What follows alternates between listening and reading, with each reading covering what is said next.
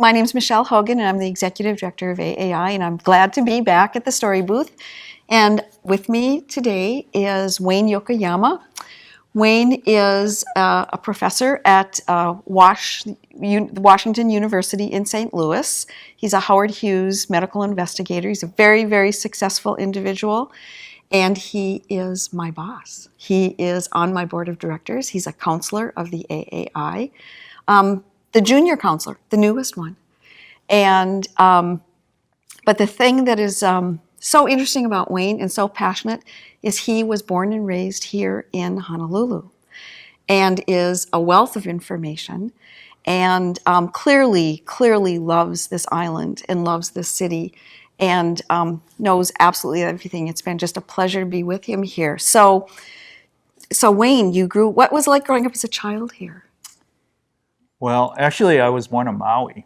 Oh, sorry. And when I was about 2, our family moved here to Honolulu, and I grew up only about a couple miles away from here. So I remember this area being undeveloped. And I used to play Little League Baseball only about 2 or 3 blocks away from here. So what was it like? Hawaii was an agricultural state way back then. Sugarcane, pineapple. That was the reason why it got settled by many peoples from Asia, and that's where my grandparents came about 100 years ago. So, what else can I say? I think that the thing that I learned here, growing up, is exposure to all these different ethnic groups. Take the best out of everything, food especially, that's really key. And there's such a mixture of ethnic groups here that makes it a very interesting experience because you really see how different people view the world. And don't want to get into specific examples, but it's very clear that some people see things differently than what I was taught in my own home. So. And you went to high school here?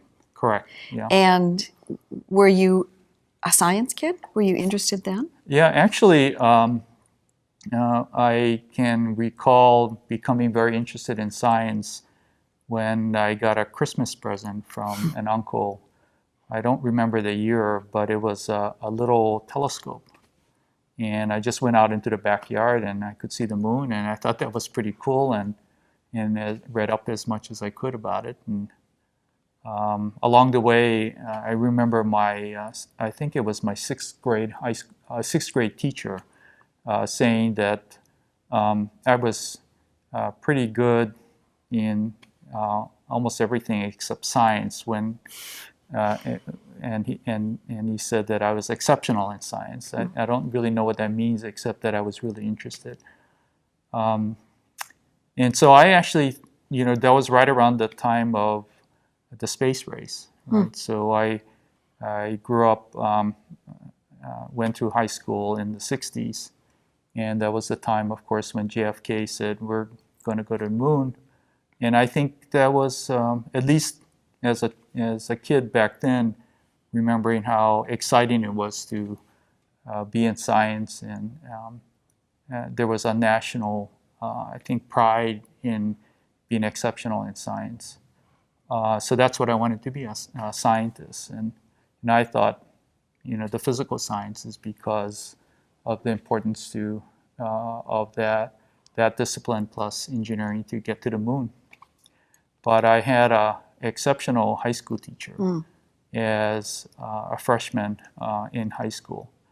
And Miles Moroka, my high school teacher, was my biology teacher. So I took biology, and he had an approach to teaching that was experimentally based, if you could. And so we did experiments, and then that's how we learned biology.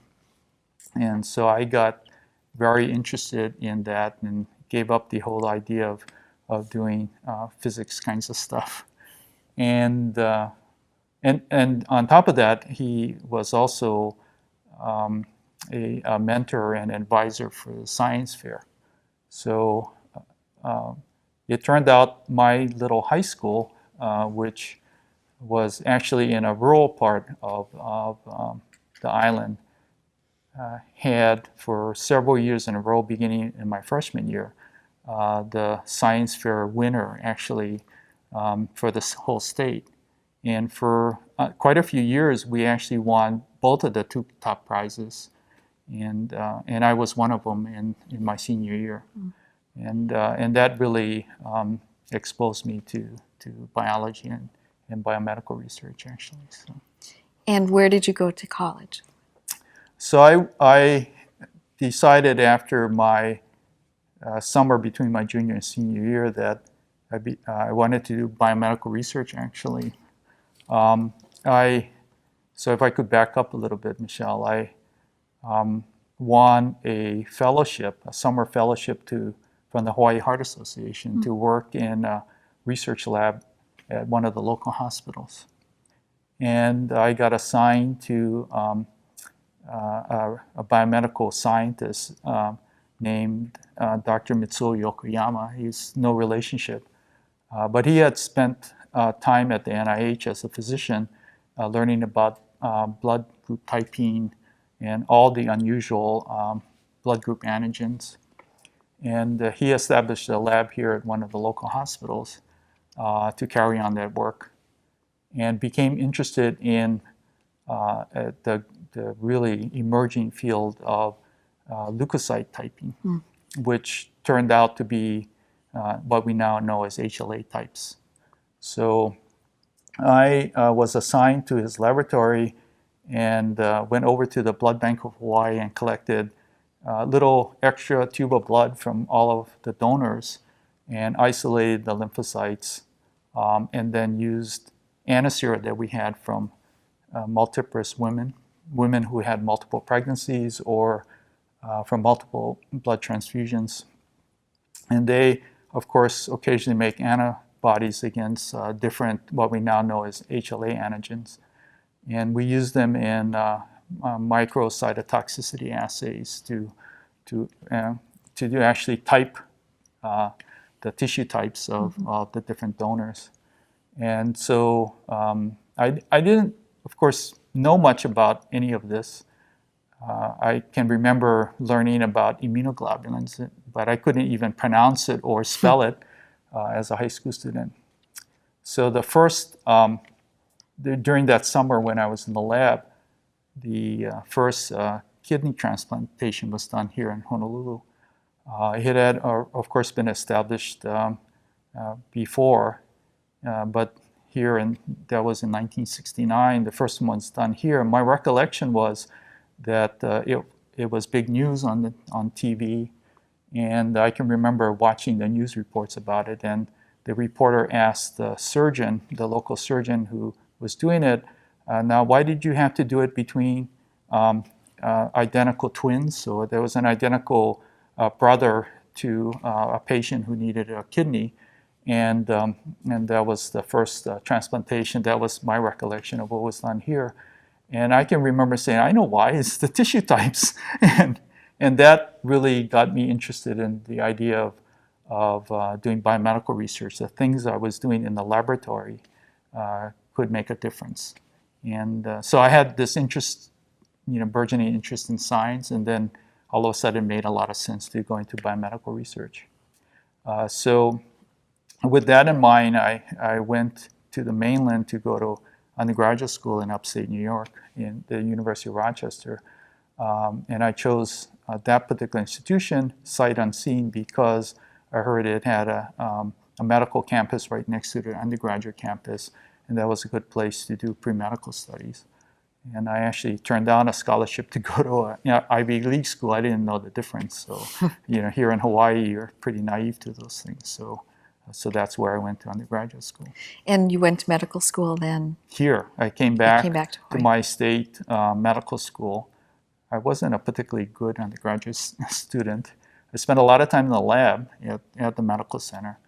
Through my Dr. Yokoyama here, I met a physician scientist at Rochester, Dr. John Leddy, who led me to Dr. Parker Staples. So I worked with Parker for a number of years, and then came back to medical school here. So we talked a little bit about, during the week, about coming back to Hawaii. Mm-hmm. And is that something you'd ever do? Yeah, my wife is also from Hawaii. We met when I was a medical student. And we try to come back at least once a year, see friends and relatives, of course. In fact, this particular meeting, I'm really busy because it's not only trying to take in all the science, but to see family and try to fit everybody in. So I just, last night, for example, had dinner with my sister and her family, and there's others that I have to schedule because I want to go to certain talks, right? So, but I have to balance that out.